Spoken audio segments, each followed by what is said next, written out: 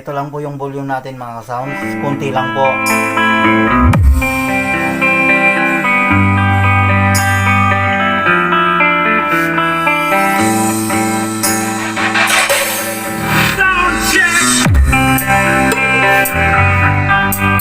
Welcome mga sounds sa aking channel, Alan Electronics. May unbox muli ako sa inyo sa mga solid ko pong viewers at sa mga bago ko pong viewers. Ito mga sounds, isa pong napakagandang amplifier ni Kevlar. Napakasulit po nitong amplifier na ito mga sounds. Ulitin ko po ang kanyang brand, Kevlar Professional. Ang kanyang model, GX8 UB. High power video okay amplifier. Sa mga gusto naman bumili ng ganito mga sounds, para masigurado po nating original, dapat po tingnan nyo po yung kanyang serial number dito sa box at doon sa mismong unit nya. Dapat po tugma yung number nyan para masigurado po nating original at brand new yung mabibili nating Kevlar GX8 UB.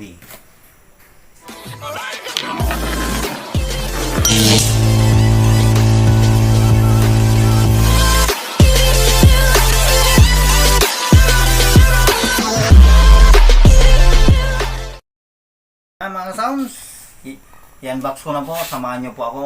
Sa mga nag-request pong i-review ko po ito, ito na po yung request nyo. Buksan ko na mga sounds. Ito po, napakaganda pong amplifier ni Kevlar ito. Sa mga naghahanap po ng amplifier na pang video okay box, ito po, napakasulit nito mga sounds. Sulit na sulit po kayo sa lakas nito.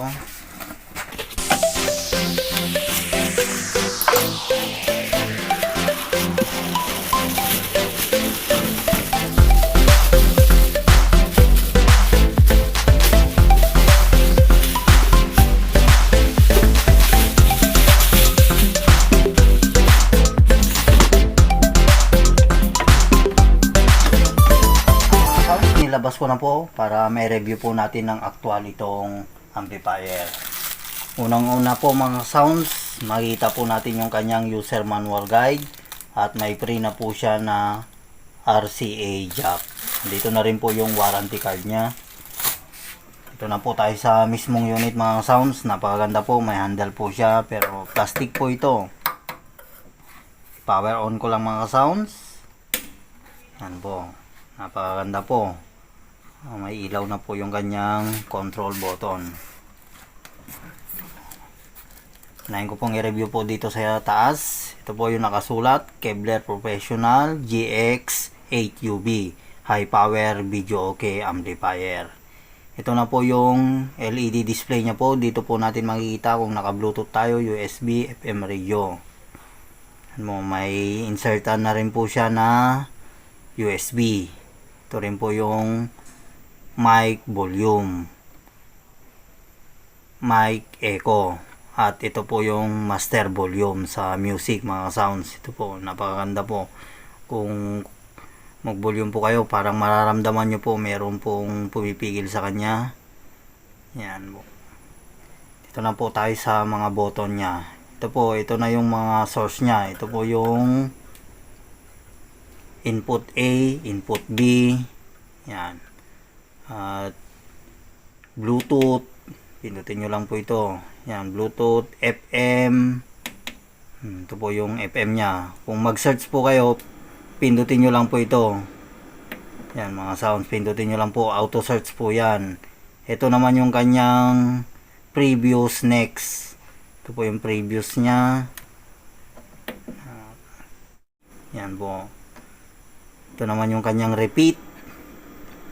Post play na rin yan mga sounds. At ito naman yung kanyang mic input. Bali, tatlo yan. Meron pa po doon sa kanyang likuran. Dalawa po dito sa harapan. Ito naman yung kanyang mic bass, mic mid, at mic treble. Ito po, napakaganda po pag may ganito ang ating amplifier. Ma-adjust po natin yung ganda ng boses natin sa microphone. May repeat na rin po yan. May delay. May loudness. mga sounds yung kanyang loudness. Ito po tayo sa baba. Ito naman po yung music bass, music mid, saka treble nya. Yung balance nya mga sounds, yung left and right ng ating speaker. Yan po yan. At ang kagandahan din po, may feedback reducer. At ito rin po yung kanyang 3.5 mm na auxiliary input. At ito naman po yung kanyang power on off. Mga sounds, dito naman po tayo sa kanyang likuran. Unang-una po, mapapansin po natin dyan yung kanyang DC 12 volts output 2000 mA at yung kanyang fuse. At ito naman yung kanyang speaker out, yung channel A, channel B nya. At mayroon din po siyang signal ground. Ito na po yung kanyang blower o exhaust fan. Dito po tayo mga sounds sa kanyang mic out high. Ito po, pwede po tayo mag-connect dito. At yung kanyang output sub mga sounds sa mga may active subwoofer, pwede po tayong connect dito. At yung kanyang line in, saka yung input A, input B. Ito naman yung kanyang parang effect loop nya itong mga sounds. Yung pag-connect po natin dito ng mga equalizer, pwede po tayo mag-connect dito. Tatanggalin nyo lang itong mga sounds. Pag mag-connect po kayo ng equalizer, gagana na po yan. Pero pag tinanggal nyo po ito, hindi na po gagana itong amplifier. Dapat po may nakasalpak dyan talaga. At ito naman yung kanyang antena sa FM radio.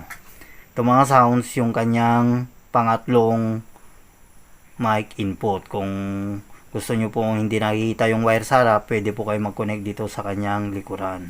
Ito mga sounds, dito po tayo sa kanyang logo.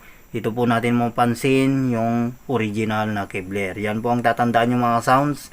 Dapat po hindi mawala po ito, yung kanyang logo dyan. Ang kanyang watts naman, 900 watts times 2 na po yan.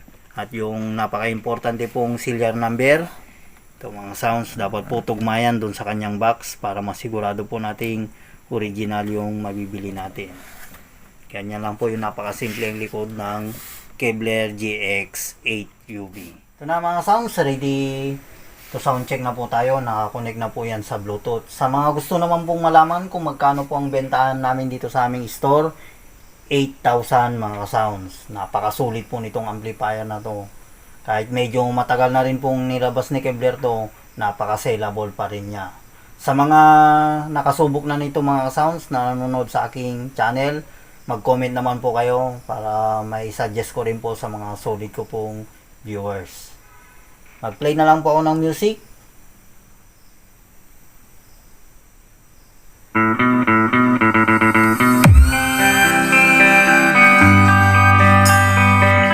Ito lang po yung volume natin mga sounds. Kunti lang po.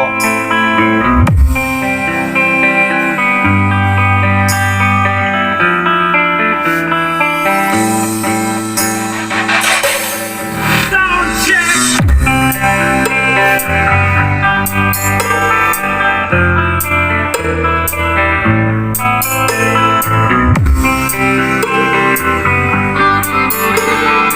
DJ Christian, Nightmare Remix.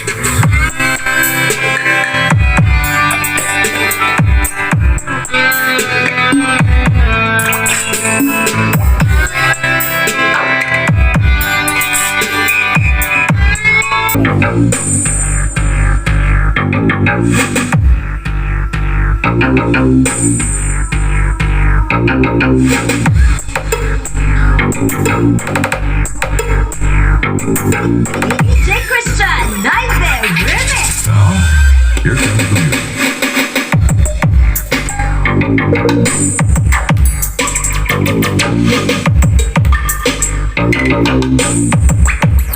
Yan ang mga sounds na sound check na po natin. Sulit na sulit po itong ganitong amplifier. Sarami na rin po namin na-dispose nito. Wala pong masamang feedback sa amin. Sa mga nagbabalak pong bumili ng ganitong mga sounds, dapat po siguraduhin nyo pong original yung mabibili nyo para hindi naman po masayang yung pera nyo. At maraming salamat din po sa panonood sa aking channel, sa mga solid ko pong viewers dyan, at sa mga bago ko pong viewers. Kung gusto nyo pong ma-update sa mga bago pang i-upload, huwag nyo pong kalimutan mag-like, subscribe, at i-click nyo na rin ang bell icons para ma-update kayo sa mga bago ko pang i-upload. Mga ka-sounds, hanggang dito na lang po ang aking video. Kita muli tayo sa mga susunod ko pang video.